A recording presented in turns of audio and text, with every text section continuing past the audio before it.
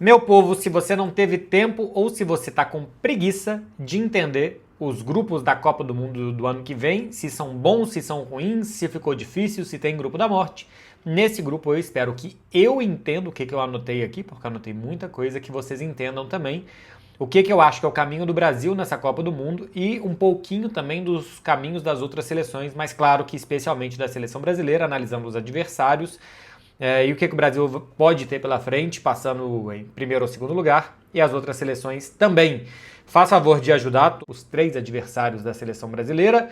Eu acho um grupo bom, especialmente porque até o terceiro colocado pode se classificar. Acho que o Brasil vai disputar logo na primeira rodada com o Marrocos quase que um confronto direto, porque imagino que as duas seleções vão vencer Escócia e Haiti. Ainda pensando que se tiver aqui um empate, quem vencer Haiti pelo maior número de gols tem grandes chances de ser primeiro colocado desse grupo, fazendo 7 pontos. E nisso o Brasil tem mais chances, né? Acho que o Brasil tem mais poder de fogo do que Marrocos para fazer muitos gols em uma seleção frágil como a seleção de Haiti. Primeiro jogo vai ser Brasil e Marrocos. A seleção marroquina foi semifinalista da última Copa do Mundo, passou num grupo que tinha a Bélgica na primeira fase, depois eliminou a seleção da Espanha e depois a seleção de Portugal, caindo na semifinal contra a França, um time que estava muito machucado fisicamente, sentindo muito mesmo. Mantém a base daquele time, acrescenta também alguns jogadores que estão chegando bem. É um time muito rápido, habilidoso e taticamente que continua funcionando num esquema parecido de se defender muito bem, muito rápido nos contra-ataques. 31 jogos com a seleção principal pós-Copa do Mundo de 2022, só perdeu 2 vezes, as 2 para a África do Sul, uma delas na Copa Africana de Nações, ainda nas oitavas de final. Tem mais Copa Africana de Nações, começa agora nesse mês de dezembro, vai até janeiro, que seria a Eurocopa, a nossa Copa América, né? É no meio da temporada europeia, porque por condições, primeiro por tradição e segundo por condições climáticas, jogar na África nesse final e início de ano é melhor do que jogar no meio de ano, porque faz muito calor em boa parte do continente.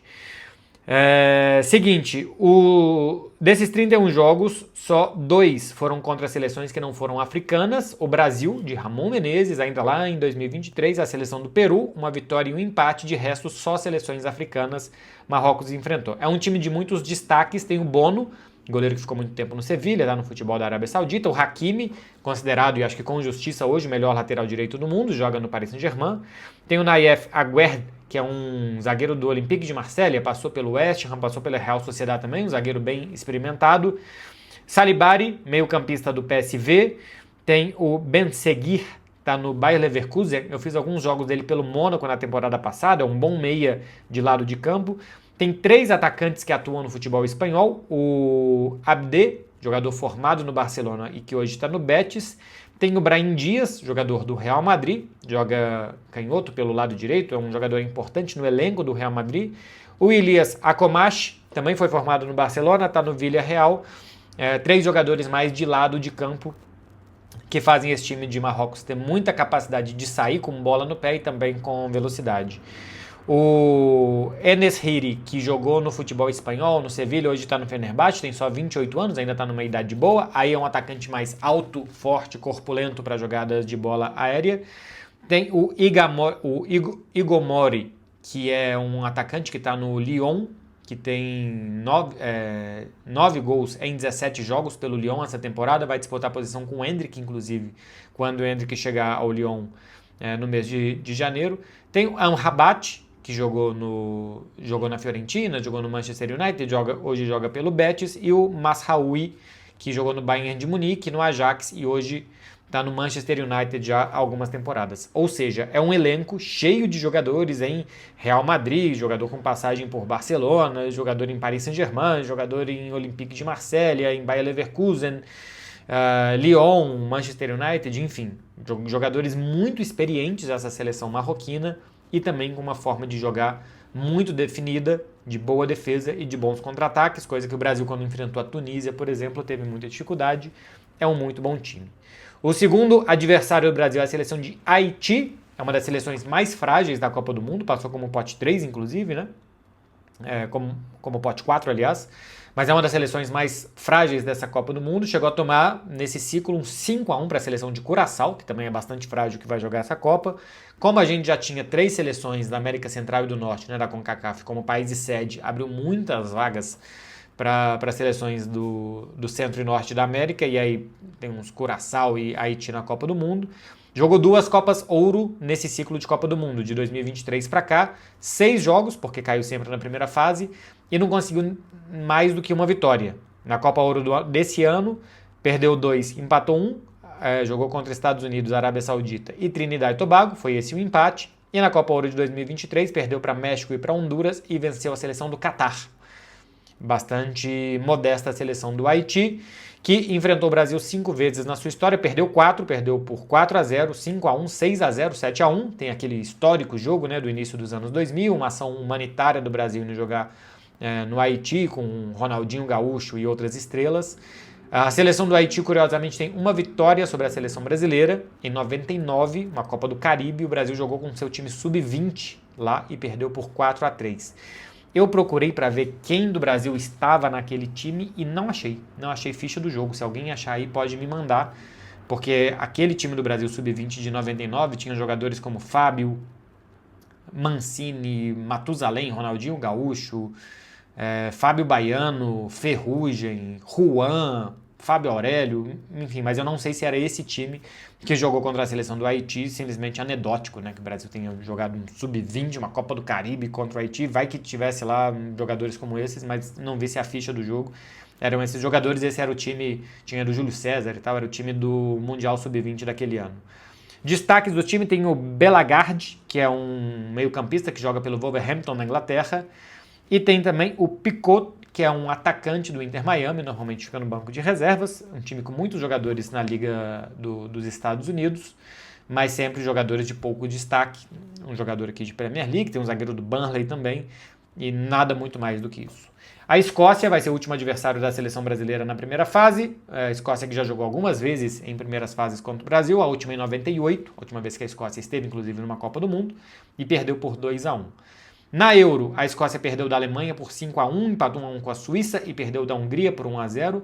Na Nations League, uma derrota e um empate contra a seleção de Portugal, uma derrota e uma vitória contra a Croácia, uma derrota e uma vitória contra a Holanda. Um time de resultados razoáveis, né? A Escócia que se classificou para a Copa num 4-2 contra a Dinamarca nos acréscimos do segundo tempo. Jogou o play-off de descenso para Nations League, da primeira para a segunda liga, ganhou de 1-0 da Grécia no jogo de ida e perdeu de 3-0 no jogo de volta. Nas eliminatórias para a Copa do Mundo, uma vitória e uma derrota para a Grécia, 2 vitórias contra a Bielorrússia, uma vitória e um empate contra a Dinamarca para se classificar. É um time que tem alguns bons destaques, tem o Robertson, que é o lateral esquerdo do Liverpool, o capitão desse time da Escócia, o McTominay, melhor jogador do último campeonato italiano, jogador que começou, não sei se ele começou exatamente a sua carreira, mas enfim, apareceu no Manchester United. Tem o Doak, que é um jogador da base do Liverpool, está jogando pelo Bournemouth essa temporada. O McGuinn, meio-campista do Aston Villa. O Tierney, aquele lateral esquerdo, meio-campista, que jogou pelo Arsenal, pela Real Sociedad. E tem o Ferguson, que joga pelo Bolonha, meio-campista de bom porte. São os jogadores mais destacados da Escócia, adversária do Brasil, a última adversária do Brasil na primeira fase. É um grupo que o Brasil entra favorito, evidentemente, para ganhar os 3 jogos. O Brasil ganhou 8 de 18 nas eliminatórias, tem um aproveitamento de um pouco mais de 50% no ciclo Copa do Mundo, então o Brasil não está inspirando, que está ganhando de todo mundo por aí. Eu acho que pode ganhar os 3 jogos, mas eu também acho que aqui um tropeço contra Marrocos, um empate contra Marrocos é algo normal para o que está jogando a seleção brasileira hoje. Mas eu acho que vai ganhar os 3 jogos. Chega a Copa do Mundo, o respeito que a seleção brasileira impõe também nos adversários pode ter algum peso, mas assim, né, a gente está falando de um grupo de Marrocos e Escócia e que vamos ver se o Brasil ganha esses 2 jogos. Evidentemente o Brasil vai se classificar, nem que seja como terceiro, se não ganhar esses 2 vai ganhar, o Haiti vai fazer saldo, mas aqui eu estou contando o Brasil passando em primeiro lugar. No mata-mata, caso o Brasil passe em primeiro, pega o segundo do grupo F, que é um grupo chato, tá? Que tem Holanda, Japão, Tunísia, e aí quem vier de Polônia versus Albânia e Ucrânia versus Suécia. Quem passar de Polônia versus Albânia pega o vencedor de Ucrânia e Suécia, se enfrentam numa final e alguém vai para esse grupo F. O Brasil jogou recentemente contra o Japão, jogou com seu time em reserva, mas perdeu. Jogou com seu time titular contra a Tunísia e empatou. A Holanda é um adversário clássico contra a seleção brasileira. E desse outro time que pode vir aqui do grupo F como segundo colocado, Polônia, Albânia, Ucrânia e Suécia.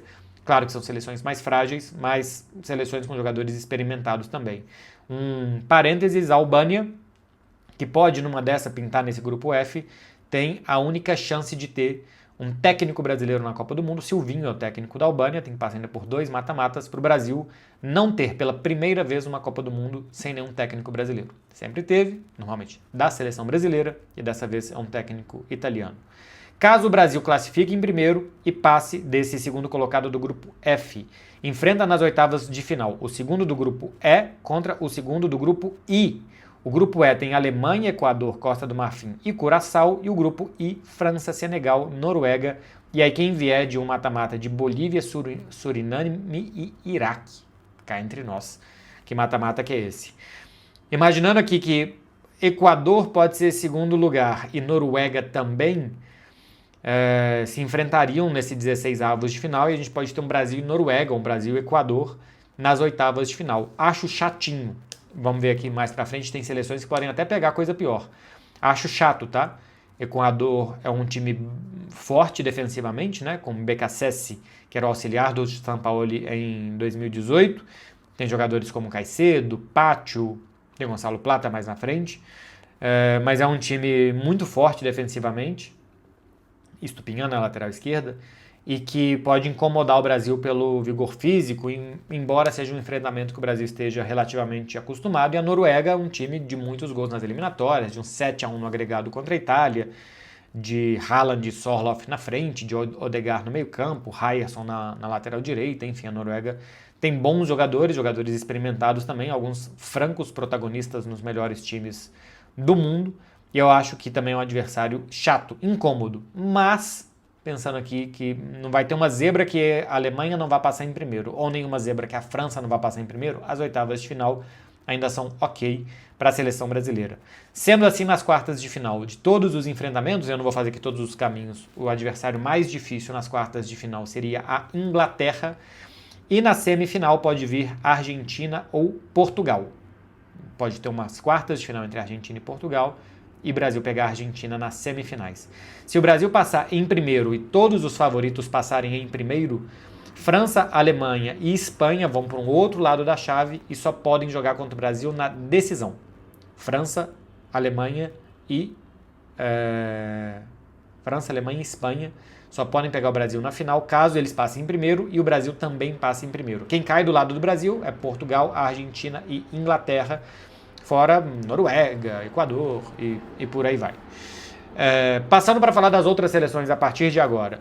Para mim, os grupos mais fortes da Copa do Mundo é o grupo da França, esse grupo que tem França, Noruega e Senegal, ainda vai ter Bolívia, Suriname ou Iraque, que deve ser saco de pancada, e França, Senegal e Noruega aqui não podem basicamente tropeçar, chance de perder o primeiro lugar. Para mim é um grupo muito ruim, por ter inclusive um desequilíbrio, porque tudo vira confronto direto, um desequilíbrio do pote 4.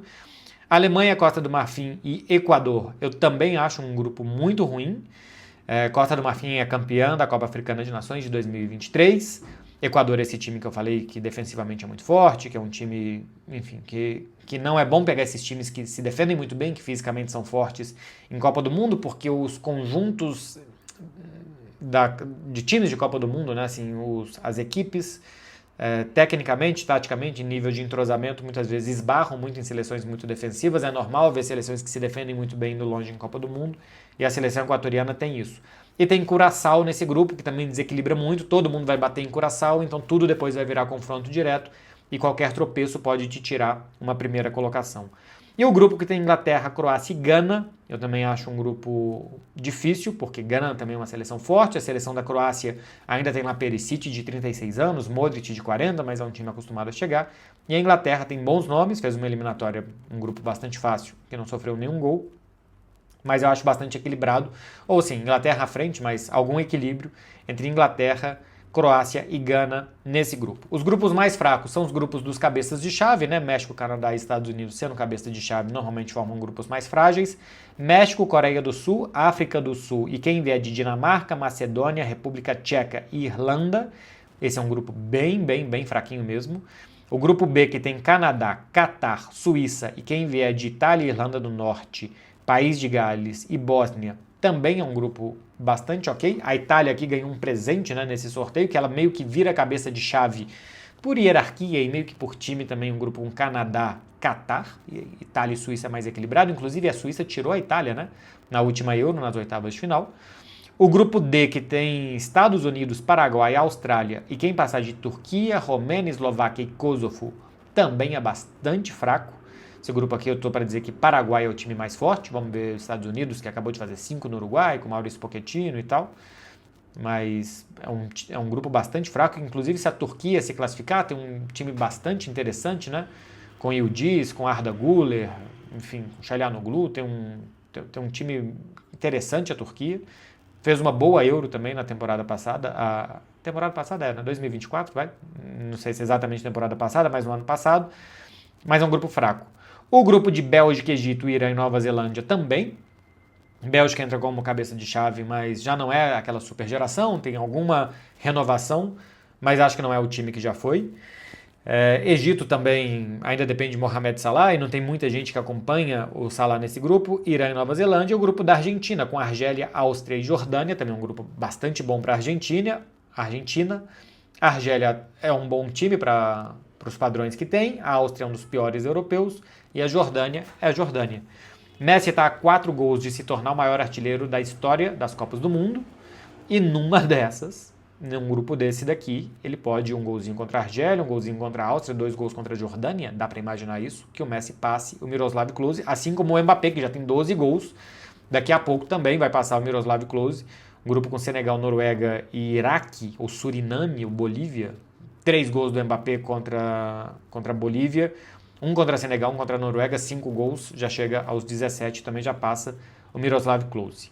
Pensando em mata-mata alheio, gente, nos 16 avos de final, no primeiro mata-mata, os grupos de Argentina e de Espanha já se cruzam. Espanha também tem um grupo fraco, que tem a Arábia Saudita ali, mas deve ter um confronto direto entre Espanha e Uruguai. E o grupo da Argentina é isso aqui de Argélia, Áustria e Jordânia. A Argentina tem uma primeira fase bastante tranquila, mas no primeiro mata-mata já deve ter ou Espanha ou Uruguai pelo caminho. Por mais que o Uruguai, os caras estejam ali se pegando com Marcelo Bielsa e tal em Copa do Mundo, pelos jogadores que tem, pelo brio normalmente que os uruguaios têm, é um adversário que eu não gostaria de ver pelo caminho. Portugal já caiu para o Uruguai, por exemplo. Uma seleção do Uruguai acho que mais organizada, mas por nomes, essa seleção do Uruguai também é muito boa. E a Argentina já deve ter no primeiro mata-mata uma pedreira, porque ou deve ser a Espanha ou deve ser o Uruguai. Tem uma outra curiosidade aqui, que o grupo dos Estados Unidos vai permitir que talvez o próprio Estados Unidos, ou que alguém se aproveite desse grupo para ir bastante longe, porque o grupo dos Estados Unidos, o primeiro vai jogar contra um terceiro colocado e o segundo colocado do grupo dos Estados Unidos joga nos 16 avos de final contra o segundo colocado do grupo de Bélgica, Egito, Irã e Nova Zelândia. Então, assim, se os Estados Unidos for primeiro, ele vai jogar contra um terceiro. E se ele for segundo, ele vai jogar contra quem passar aqui. Se a Bélgica for primeiro, Egito, Irã, Nova Zelândia. Bastante bom para os Estados Unidos avançar pelo menos um mata-mata e brincar um pouquinho mais de Copa do Mundo. Voltando para a Argentina, nas oitavas de final, caso ela passe depois para o Uruguai ou para a Espanha, ela pega o segundo colocado do grupo dos Estados Unidos contra o segundo colocado do grupo da Bélgica, que é esse confronto que eu falei aqui. Então, a Argentina passando em primeiro e eliminando Espanha ou Uruguai, tem um 16 avos de final mais difícil do que seria uma oitavas de final, né? Coloca que a Itália vai ser primeiro, que o segundo colocado do grupo dos Estados Unidos seria os Estados Unidos ou a Suíça, ou que a Suíça seria primeiro e Estados Unidos o segundo. Então a gente poderia ter aqui um Estados Unidos e Egito nas 16 avos de final e as oitavas de final da Argentina ter Estados Unidos ou Egito. Uma boa oitava de final da Argentina, bem mais tranquilo que o 16 avos de final. O primeiro mata-mata é mais difícil do que o segundo. E aí nas quartas de final, se passarem em primeiro, Argentina e Portugal. É um confronto que pode acontecer nas quartas. A gente nunca teve Messi contra Cristiano em Copa do Mundo, e pode acontecer com um deles deixando a Copa do Mundo e o outro fazendo 2 jogos mais, né? Indo até a semifinal e garantindo uma disputa de terceiro e quarto lugar. O caminho de Portugal, passando em primeiro lugar no seu grupo, joga contra um terceiro colocado dos 16avos de final e depois enfrenta o primeiro lugar do grupo B ou um terceiro colocado. O grupo B é o grupo que tem Canadá, Catar, Suíça e quem passar de Itália, Irlanda do Norte e tal, ou um terceiro colocado. É um bom 16avos de final uma boa oitava de final da seleção portuguesa, né? O caminho de Portugal é bom. Vai jogar contra um terceiro, sabe-se lá, pode vir aqui alguém de grupo da morte, mas joga contra um terceiro. E depois, ou desse grupo B, esse grupo aí do Canadá que vocês estão vendo, ou de novo um terceiro colocado, para depois, quem sabe, Portugal pegar a Argentina pelo caminho. Caminho da França. A França, se passar em primeiro do seu grupo, também joga contra um terceiro nos 16avos de final. E nas oitavas, joga contra o primeiro colocado do grupo da Alemanha ou um terceiro. Se França for primeira, se a Alemanha for primeira colocada, as duas enfrentam um terceiro nos 16avos de final e depois França e Alemanha logo nas oitavas de final da Copa do Mundo. Olha que doideira, Portugal pode pegar 2 terceiros colocados até as quartas, a Argentina joga primeiro o mata-mata mais difícil, depois o mais fácil, e França e Alemanha já se enfrentam direto nas oitavas de final. Aí nas quartas de final, a França jogaria contra o segundo do A, vocês estão vendo aí o grupo A, né? Vou deixar o grupo aqui o tempo inteiro na tela, contra o segundo do B, e quem passar disso, o primeiro do F e o segundo do C, que é o grupo do Brasil. Então poderia ter aqui uma Holanda como adversário mais difícil para a França ou Alemanha nas quartas de final. Confronto, assim, pensando simplesmente por hierarquia, né? Uma Noruega, sei lá. Mas o confronto das oitavas de final parece mais difícil para a França e a Alemanha do que o confronto das quartas também. É claro que eu estou fazendo um exercício de imaginar umas quartas de final quase que em julho do ano que vem, fazendo isso em dezembro de 2025. E para finalizar aqui o caminho das seleções mais tradicionais, a Inglaterra vai jogar contra um terceiro colocado, uma vez que ela passe em primeiro, nos 16avos de final, e nas oitavas, ou o primeiro colocado do grupo B, que é esse grupo aí do Canadá, ou um terceiro colocado, um bom mata-mata também da Inglaterra, para chegar até o Brasil, caso o Brasil também seja primeiro e vai se classificando, nas quartas de final. Aí depois, passando o Brasil ou Inglaterra, quem passar disso daqui, joga contra a Argentina ou Portugal, né? Porque a Argentina e Portugal podem ser adversários do Brasil na semifinal. Então, pode ter um Brasil e Inglaterra nas quartas de final contra um Portugal e Argentina, e Brasil ou Inglaterra, Portugal e Argentina disputando semifinais. Enfim, pode acontecer tudo isso até lá. É isso daqui, meu povo, do que eu vejo de Copa do Mundo, os caminhos mais ou menos. O grupo do Brasil é um bom grupo, com um adversário difícil, outros mais acessíveis. Tudo vai ser mais difícil ou mais fácil dependendo de como é que o Brasil jogar. Mais ou menos, é meio óbvio, né? 1 mais 1 é 2, mas é isso. Se o Brasil jogar o futebol que vem jogando, até a Escócia é difícil. O Haiti não. Até a Escócia pode ser difícil. Se o Brasil seguir melhorando, como parece que está fazendo com o Ancelotti, ele vai ter mais tempo para trabalhar, ele vai ter ainda mais uma data FIFA para observar. Os confrontos de março são bons. Jogar contra a França acho que vai ser bastante bom para o Brasil especialmente.